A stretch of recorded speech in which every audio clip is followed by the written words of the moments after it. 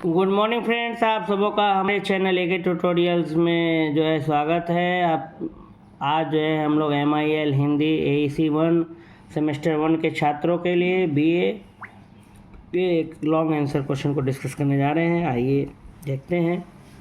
रामधारी सिंह दिनकर विरचित संस्मरण श्री राहुल सांकृत्यायन के आधार पर राहुल जी के व्यक्तित्व का परिचय दीजिए, अथवा श्री राहुल सांकृत्यायन संस्मरण का सारांश लिखें। तो अपने संस्मरण लेखों के लेखन के संदर्भ में रामधारी सिंह दिनकर, ठीक है, रामधारी सिंह दिनकर के द्वारा रचित संस्मरण है, एक मेमोरी है। श्री राहुल सांकृत्यायन के आधार पर राहुल जी के व्यक्तित्व का परिचय देना हमें, या फिर श्री राहुल सांकृत्यायन संस्मरण का सारांश लिखें। दोनों भाषा में किसी तरह क्वेश्चन आएगा। मैंने राहुल सांकृत्यायन के बारे में अगर आएगा लिखने तो आपको ये लिखना पड़ेगा। ये भी आपके ही सिलेबस का पार्ट है। BA semester 1 Hindi, MIL Hindi AEC 1। आइए डिस्कस करते हैं। अपने संस्मरण लेखों के लेखन के संदर्भ में रामधारी सिंह दिनकर राहुल सांकृत्यायन के व्यक्तित्व एवं चरित्र के बारे में विवेचन करते हैं। ठीक है, अपने संस्मरण माने मेमोरी से, स्मृति से जो लिखा जाता है, तो अपने संस्मरण लेखों के लेखन के संदर्भ में रामधारी सिंह दिनकर राहुल सांकृत्यायन के व्यक्तित्व एवं चरित्र के बारे में विवेचन करते हैं। दिनकर जी के अनुसार राहुल जी एक ऐसे धर्म प्रचारक थे जिनमें धार्मिक परंपरा का कोई आडंबर नहीं था। वे एक ऐसे विद्वान थे जिन्हें सारी विधाओं का ज्ञान था, किंतु उन विधाओं में डूबकर उन्होंने केवल नास्तिकता को ग्रहण किया। साहित्य में रहते हुए भी उन्हें राजनीति से मोह था, किंतु उन्हें राजनीति से घृणा एवं झिझक थी। राहुल जी इतिहास को मुर्दों का क्षेत्र कहते थे, इसलिए वे जिंदों के बीच जीने की लालसा लेकर रूस दौड़े, किंतु वहां आघात मिलते ही वे फिर मुर्दों के अपने देश लौट आए। वे प्रकांड विद्वान थे, सांस्कृतिक क्रांति के उग्र नेता थे, क्रांतिदर्शी परिश्रमी थे। दुनिया उन्हें असाधारण एवं अज्ञेय रहस्य मानकर विस्मय करती थी, अति साधारण मानकर खिल्ली उड़ाती थी। ऐसा व्यक्ति देवताओं के सामने, मनुष्य और स्वर्ग के सामने पृथ्वी को पूजने वाला था। राहुल जी अपने तर्क के तीखे बाणों से परंपरा, रूढ़ी और प्राचीन संस्कारों पर कुटिल व्यंग कसने के आदी थे। वे धुन के पक्के और लगन के कड़े तथा विचित्रताओं के आगार थे। अपनी भूमिका में दिनकर जी ने स्वर्गीय श्री काशी प्रसाद जायसवाल, डॉक्टर राजेंद्र प्रसाद तथा टंडन जी के समकालीन सांकृत्यायन को माना है। अपनी भूमिका में दिनकर जी ने स्वर्गीय श्री काशी प्रसाद जायसवाल, डॉक्टर राजेंद्र प्रसाद तथा टंडन जी के समकालीन सांकृत्यायन जी को माना है। राहुल जी गौतम बुद्ध से मिलते जुलते थे। वे जीव मात्र के प्रति दुर्भावना से मुक्त थे। उनका दृष्टिकोण विश्वव्यापी था। वे पूर्ण रूप से सुस्थिर एवं शांत थे। उनका व्यक्तित्व ऐसा था जिसके पीछे लोग दौड़ जाते थे, जैसे गौतम या ईसा मसीह के पीछे पीछे चलते। राहुल जी का शरीर 6 फीट लंबा था। वे एक दिव्य बलिष्ठ मूर्ति के समान शांत एवं निश्चिंत दिखाई पड़ते थे। हिंदी साहित्य सम्मेलन की एक सभा में राहुल जी एक प्रस्तावक के रूप में प्रतिनिधि थे। जायसवाल जी ने उन्हें उस अवसर पर तिब्बत का प्रतिनिधि के रूप में अभिहित किया। राहुल जी ने महामानव के अनेक गुण थे। उनका स्थान उन पुरुषों के बीच होना चाहिए जिनकी संख्या किसी भी युग में अधिक नहीं होती। संस्मरण के अनुसार राहुल जी आजमगढ़ जिले के कनैल ग्राम के निवासी थे। बचपन में ही उन्होंने सांसारिक सुख एवं मोह का त्याग कर दिया था। उनके हृदय में विरक्ति की आग नहीं थी, बल्कि एक अनिवर्चनीय पिपासा की ज्वाला थी, जो सिद्धार्थ रूपी गौतम बुद्ध के जीवन में देखी गई। राहुल जी के अभियान में ऐसी स्थिति पैदा हुई जो मनुष्य को गति रोक सकती थी। वैराग्य के मार्ग में हाथ जोड़कर खड़ा होने, मठ की संपत्ति को त्याग कर वे आगे बढ़ चले। अपनी आंतरिक पिपासा को उन्होंने विधा के, पिपासा मतलब होता है प्यास, अपने अंदर की प्यास, अपनी आंतरिक पिपासा को उन्होंने विधा के जल से बुझाना चाहा। काशी में बैठकर उन्होंने संस्कृत दर्शन का अभ्यास किया। मद्रास जाकर उन्होंने वैष्णवों को अधिकृत किया। फिर भी उन्हें शांति नहीं मिली। अपने लिए तथा समस्त मानव जाति के लिए वे जिस आलोक की खोज में चल पड़े थे, उसकी प्राप्ति देवताओं की गुलामी करने से नहीं हो सकती थी। निराश होकर वे लंका पहुंचे और एक दुर्दांत रूप धारण किया। लगभग 2 वर्षों की कठोर तपस्या एवं बौद्ध दर्शन के मंथन के उपरांत उनमें नई चेतना आई और वे रामोदर दास से राहुल सांकृत्यायन बन गए। राहुल जी के अनुसार मनुष्य का कोई ईश्वर नहीं हो सकता, वह अपने कर्मों के सिवा किसी भी अन्य शक्ति के अधीन नहीं है। इस प्रकार राहुल जी के मन में मनुष्य की महत्ता चमक उठी। इसी बीच हिंदी साहित्याकाश में उनका उदय धूमकेतु के रूप में हुआ। तिब्बत से बौद्ध दर्शन को भारत लाकर उन्होंने क्रांति ला दी। राहुल जी ने लगभग 150 ग्रंथों का लेखन किया है। वस्तुतः राहुल जी अपनी परंपरा के गुरु तथागत से मिलते जुलते हैं, सिवाय इसके कि उनकी आंखों में बुद्ध की आंखों से नीलिमा नहीं है। उनकी बातें इतनी सरल होती है कि वे दिल को छू लेती हैं। उनकी दृष्टि में समय और श्रम, मेहनत से अधिक मूल्यवान कोई वस्तु नहीं है। वे चम्मच से इसलिए खाते हैं कि हाथ धोने में समय बर्बाद न हो। वे एक साधु पुरुष थे जो निष्काम, निर्लिप्त, अपने में पूर्ण थे।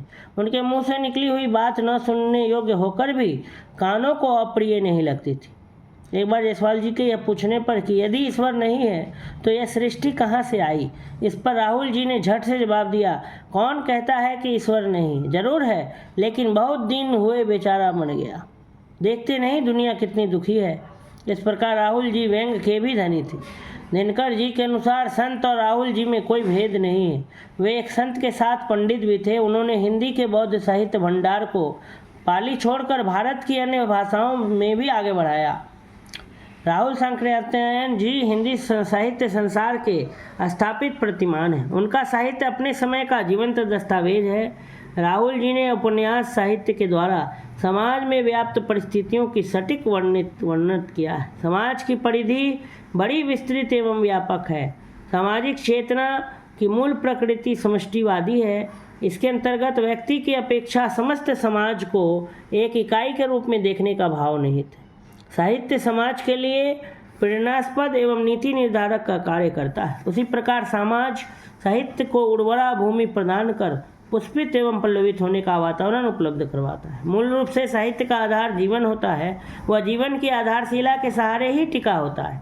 रामधारी सिंह दिनकर जी का कहना है कि साहित्य की अट्टालिका जीवन की आधारशिला पर खड़ी होती है और साहित्यकार के हृदय के तार तब तक नहीं बजते जब तक उन पर जीवन का आघात नहीं होता। साहित्य मानव जीवन को ही प्रकाशित करता है।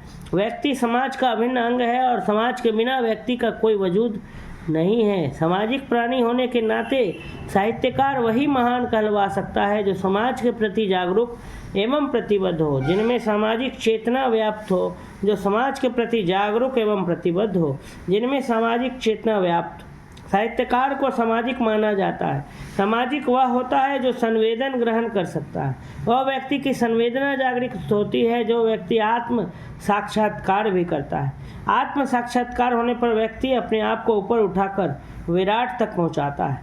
सामाजिक चेतना के बिना व्यक्ति अधूरा होता है। राहुल सांकृत्यायन जी एक चेतना एवं संवेदना संपन्न व्यक्ति थे। वे एक ऐसे समाज की स्थापना का सपना देखते थे जहां अमीर गरीब, ऊंच नीच, धनी निर्धन का अंतर न हो, धार्मिक रूढ़िवाद के आडंबर न हो, व्यक्ति के परिश्रम का सम्मान हो और सबको समान न्याय एवं उन्नति के नए अवसर प्राप्त हों। तो ये रामधारी सिंह दिनकर द्वारा विरचित जो है राहुल सांकृत्यायन जी का व्यक्तित्व का परिचय हमें देना था, या राहुल सांकृत्यायन जी संस्मरण का सारांश लिखना था।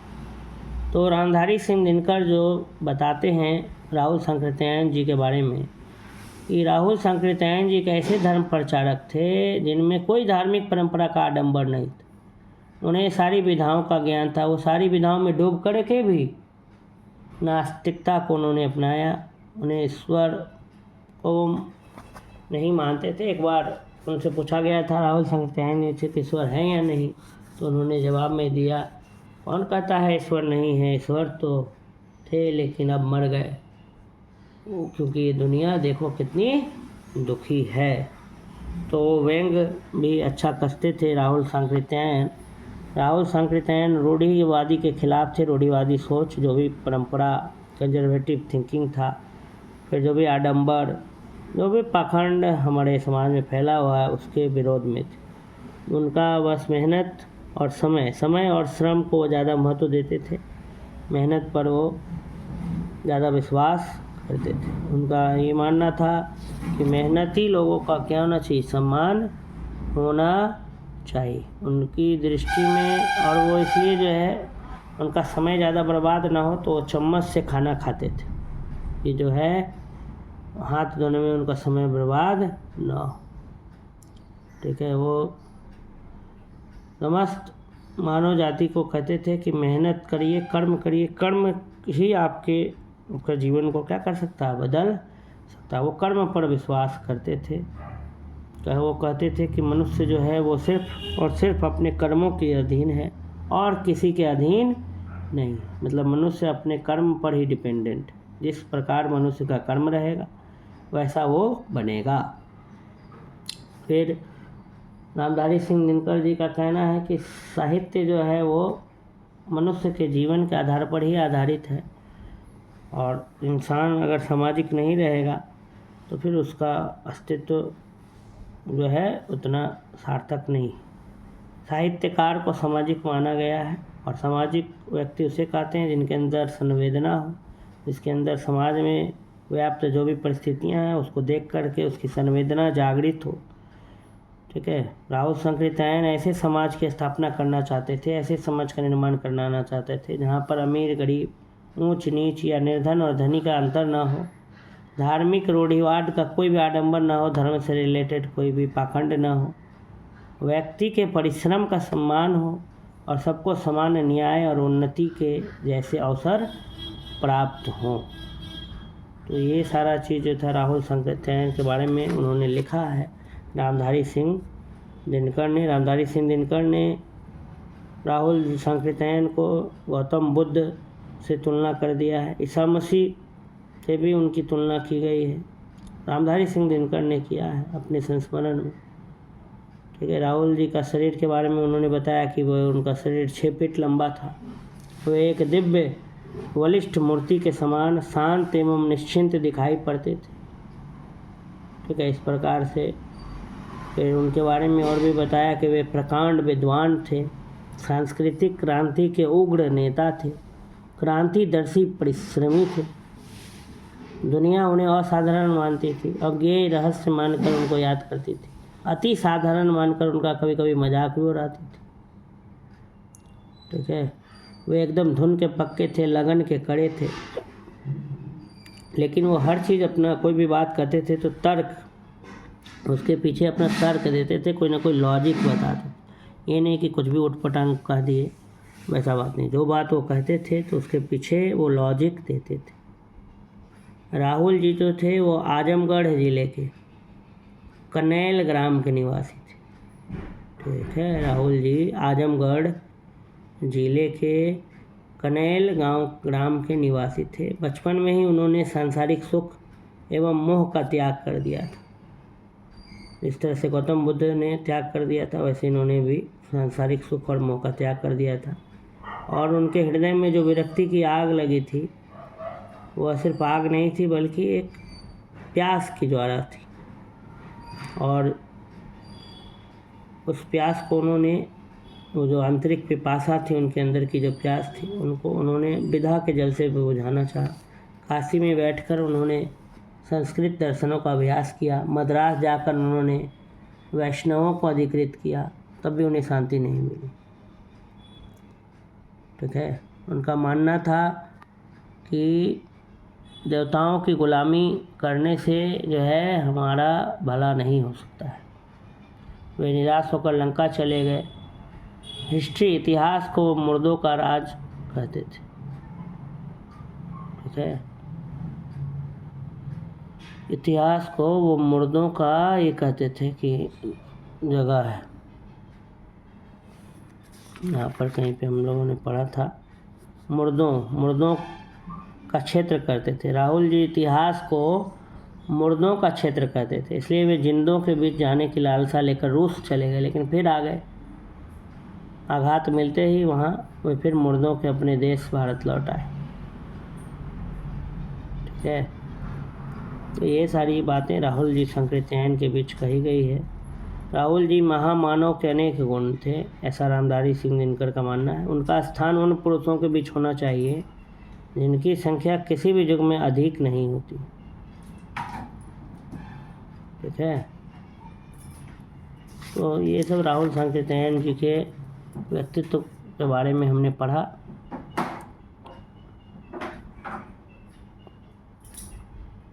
तो सामाजिक चेतना के बिना व्यक्ति जो है वो अधूरा होता है, और राहुल संकीर्तन जी एक चेतना एवं एक संवेदना संपन्न व्यक्ति थे। वे एक ऐसे समाज की स्थापना का सपना देखते थे, स्वप्न देखते थे, जहां अमीर गरीब, ऊंच नीच, धनी निर्धन का अंतर न हो, धार्मिक रूढ़िवाद का आडंबर न हो, व्यक्ति के परिश्रम का सम्मान हो और सबको सामान्य न्याय एवं उन्नति के एक जैसे अवसर प्राप्त हो। तिब्बत से उन्हें बौद्ध दर्शन को भारत लाकर उन्होंने क्रांति ला दी थी। तिब्बत से उन्होंने बौद्ध दर्शन, बुद्धिस्ट फिलॉसफी को भारत लाए थे। इन्होंने लगभग 150 ग्रंथ लिखे राहुल जी ने। ठीक है, राहुल जी अपनी परंपरा के गुरु तथागत से मिलते जुलते हैं। तथागत मतलब वही गौतम बुद्ध। गौतम बुद्ध की आंखों में जैसी नीलिमा तो नहीं है राहुल संकीर्तन में, परंतु उस तरह की लेखन शैली देखा गया। उनकी बातें इतनी सरल होती है राहुल जी की कि वे दिल को छू लेती। 150 ग्रंथ, लगभग 150 ग्रंथ उन्होंने लिखा है। तो आप चाहें तो उनको बारे में पढ़ सकते हैं, अगर आपको और विस्तृत जानकारी लेना है राहुल संकीर्तन के बारे में। इस प्रकार से ये टॉपिक यहीं पर समाप्त हुआ। अगर आपको ये वीडियो अच्छा लगा हो तो वीडियो को अधिक से अधिक शेयर करें, और आप सबों का हमारे चैनल में जुड़ने के लिए बहुत बहुत धन्यवाद।